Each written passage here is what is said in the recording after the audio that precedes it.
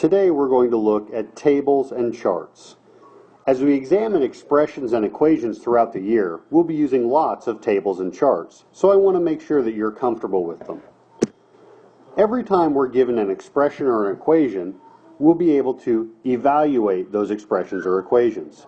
So let's start with this problem. A equals 7 times y plus 6.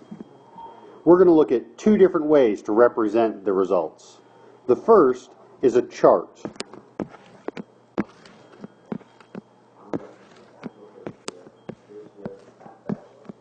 So, in this chart, it runs horizontally, which is left to right.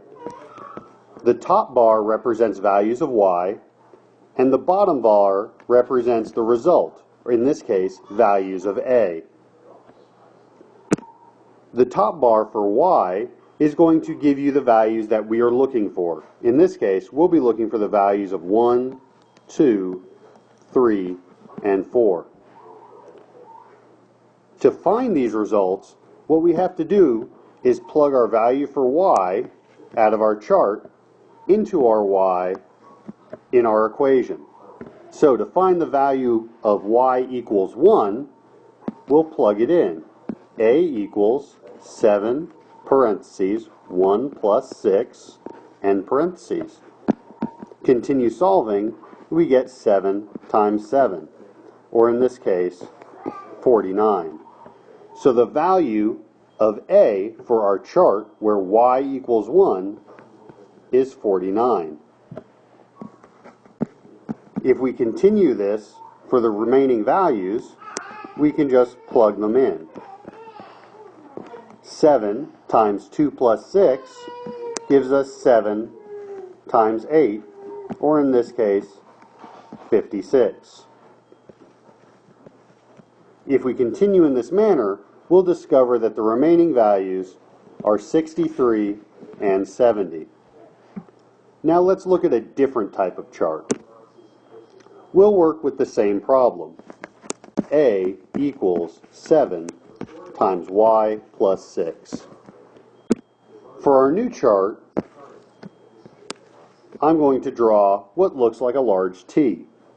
The left-hand side will represent values of y, while the right-hand side will represent our result, or A. In this case, we're going to be looking for the same values as the previous chart. Just like before, we'll evaluate the equation in the same way. A equals 7 times 1 plus 6. 1 plus 6 gives us 7, so we get again 7 times 7, which is 49. I'll just fill in the chart with the information we found last time.